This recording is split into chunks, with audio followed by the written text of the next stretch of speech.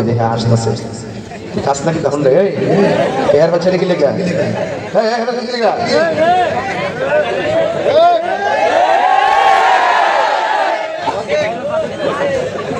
সাবধান করে দিলাম বলাবান আমি সব বুঝি কিন্তু আমি সব বুঝি আমি বুঝাইতে চাইতেছি মাটির উপরে থাইকা হারাম খাইয়া মাটির নিচে যায় আরাম পাওয়া যাইব না আরাম যদি পাইতে চান মাটির উপরে থাইকাই ওই মালিককে রাজি কইরা মাটির নিচে যাইতে হবে আর মাটির নিচে যাইয়া ডাবে মাটি আপনার চিন্তা করতে হবে না বামে মাটি আপনার চিন্তা করতে হবে না উপরে পাথর ছানি চিন্তা করতে হবে না নিচে মাটি চিন্তা করতে হবে না অন্ধকার চিন্তা করতে হবে না সব আলোকিত করার ব্যবস্থা করবেন কে যার কেউ নাই তার কে আছে আল্লাহ আছে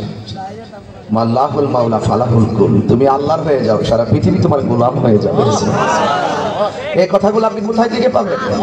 ওলি আল্লাহর দরবারে যাবেন নদী চিনেন আপনারা নদী নদীতে যখন বাতাস ঢেউগুলো খেলে নদীর পারে লাগলে বাতাস লাগে কি লাগে না কথা কয় না বাতাস কি দেখা যায়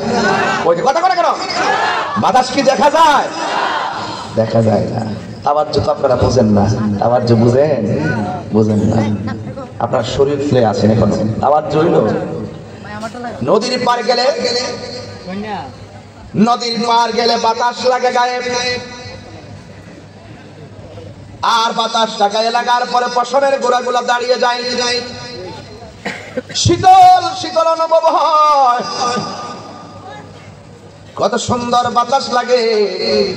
কিন্তু বাতাস দেখা যায় না শরীরটা ঠান্ডা ঠান্ডা ভাব লাগে আরাম আরাম লাগে ঠিক এমন ভাবে আল্লাহর ওলির দরবারে গেলে তার রুহানি নজর থেকে এমন একটা প্রেমের বাতাস গায়ের মধ্যে লাগে ওই বাতাসটা গায়ের মধ্যে লাগে দেখা যায় না এটা সোহবতের দ্বারা অর্জন হয় ওই বাতাসটা যখন আল্লাহর ওলির চোখের নূরানি নজর থেকে যখন ফয়জত আপনার সিনায় চলে আসবে ওই সিনায় আসার পরে আপনি আর বান্দা থাকবেন না আপনি ধীরে ধীরে আল্লাহর বন্ধু হয়ে যাবে যেমন খাজা গরিব নওয়াজের দরবারে এক পাগলা গেল পৃথ্বীরাজ রায় ডাক দিয়া কয় সাধু পাল কি পাল নাম মনে রাখবেন এগুলো ছোট পোলা পাল জানে না সাধু পাল তুমি যাও এই দেশের মধ্যে একজন মানুষ যে নাকি আল্লাহ আল্লাহ জিকির করে এই দেশের ভিতরে রাম রাম চলবে কিন্তু আল্লাহর জিকির চলবে না জোরে জোরে কি নাউজুবিল্লাহ বলা যাবে না পৃথ্বীরাজ রায় ডাক দিয়া কয় হ্যাঁ সাধু পাল তুমি যাও যাইয়া তোমার যত জাদুবিদ্যা আছে সব মঈনুদ্দিনের বরাবর দিয়ে দাও সে শুনতেছি আল্লাহ আল্লাহ জিকির করে তুমি সাধু পাল আমার জাদুঘর তুমি যাইয়া যত ধরনের মন্ত্র আছে সব দিয়া তার জবান বন্ধ করবা আপনারা জবান খুলে বলেন জবান চালু রাখার মালিক কে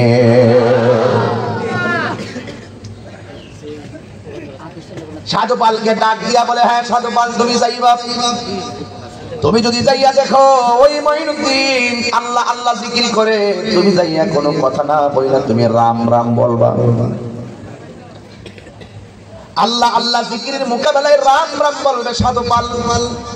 শরীরে তেল তেল দিয়া যত জাদুবিদ্যা আছে সব কাটতি ভাঙ্গা খাজা গরিবে নওয়াজের সামনে গেছে যায়া দেখে হযরতে খাজা গরিবে নওয়াজ আল্লাহ আল্লাহ জিকির করতেছে আর এই দিকে সাধু পাল খাজা গরিবে নওয়াজের সামনে গেলেন খাজা গরিবে নওয়াজ কে জানেননি তিনি ভারতবর্ষে এসে কালিমার দাওয়াত দিয়েছেন যখন তিনি এসে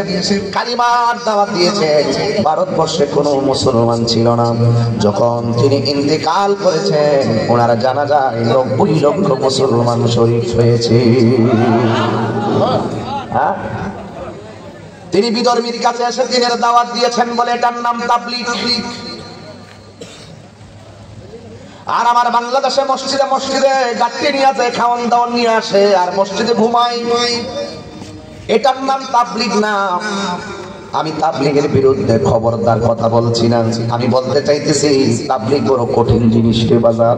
তাবলীগ হলো বেঈমানের কাছে ঈমানের দাওয়াত দেওয়া আর আমরা বাংলাদেশে মসজিদে মসজিদে যেইভাবে দ্বীনের দাওয়াত দিতেছে এটার নাম তাবলীগ না এটার নাম হলো তালিম তালিম তালিম আর তাবলীগ এক জিনিস না তালিম হয় মুসলমানের কাছে আর তাবলীগ হয় বেঈমানের কাছে কথা বলেন ঠিক না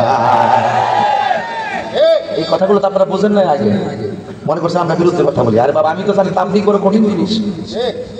আমি তো গভীরের দিকে ছিল লাইতাম না, নাইলে ফাড়াই গেলাম একটা সেট যেসবটা তোর ছিল। আজকে যদি মুসলমানরা বাংলাদেশে যে তবলিগ বলে এত কষ্ট করে, এটা যদি আজকে বিদুর্মীর কাছে শুধু করতো, এই দাওয়াত গুলো যদি খাজা গরিবের মতন যদি বিদুর্মীর কাছে দিত, তাহলে কি হইতাম কয়ে দিই আপনাদেরকে। যদি দিত তাহলে ইহুদির বাড়িতে আমাদের দাওয়াত চাইতো, খ্রিস্টানের বাড়িতে আমাদের দাওয়াত চাইতো। আমাদের ব্যবহার দিকটা আমাদের উপকার না করুক, তারা আমাদের ক্ষতি করতো না। আজকে যখন কঠিন তাবলীগের জায়গাটা আজকে আমরা ঘুরে ফেলছি সহজতার দিকে, তখন ইহুদিরা ওই ইসরায়েলের গুন্ডা বাহিনীরা ফিলিস্তিনের মুসলমানকে মারার সাহস পাইছে। হাত তুল্লা বলেন ঠিক না বেঠে? হাত তুলে বলেন ঠিক না? আজকে আমরা ভুলে গেছি, আজকে আমরা গদগাল্লা মাথায় তেল দেই।